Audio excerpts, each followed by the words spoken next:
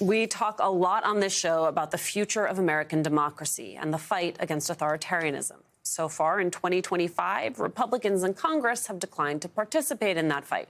The president has trampled their authority again and again. Today, in a new op-ed published on MSNBC.com, our own Michael Steele wrote, "The next few months will determine whether lawmakers will defend their constitutional powers or surrender them to an increasingly imperial president, perhaps for good." Here, Michael Steele. Wait, let me read more from it because we don't want you quoting yourself. Congress needs to reclaim its powers or risk losing them for good. That's the title, folks. Look it up.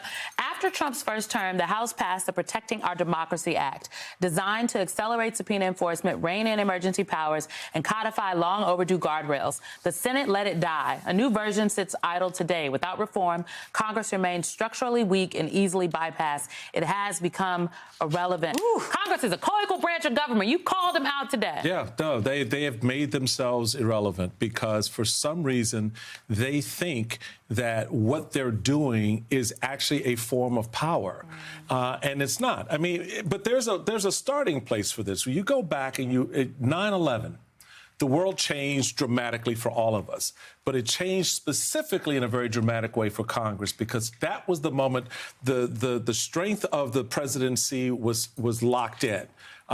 Nation in crisis, time of being attacked. This on the heels of the 2000 election where politically we were fractured. And so all of these things sort of found themselves resting in the executive branch. And what has stunned me is how willingly the congressional branch has been to just let it happen. So what I'm saying to them is, wake up. You still have time because there are measures that are in place that you can act on to reclaim, not to become an imperial Congress, but just to recalibrate the balance between the branches. It was perhaps my favorite part of your op-ed, which is you actually lay out what some of those things could look like. Walk us through them. Yeah, I mean, look, I mean, there are legislative things that they can do in terms of, reclaiming their authority over tariffs, reclaiming their authority in the foreign policy space.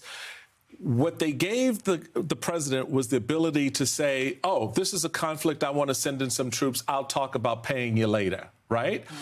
Reclaim that power. Make the president come before the chamber and lay out the reason why we need to engage. What the president of the United States just blew up a Venezuelan boat, and nobody in the government seems to understand why. Happened. They're looking for justification. They actually found some today that Secretary Rubio put out. Can I just throw this in the middle of the table, as Michael Steele would say?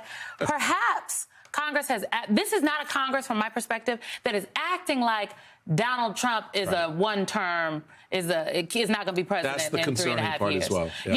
I just have to believe that they would be asserting themselves more, the Republicans, if, in fact, they really did believe Donald Trump was going away. So I have to wonder, what do they know that we don't know? What they know is that they have a congressional delegation majority that will, if it comes to that type of conflict where the election, for example, is thrown into the House, they know they have the power to give Donald Trump the White House again. He shouldn't even have it, but here we go. It is a truly excellent piece. Make sure you read it on the site.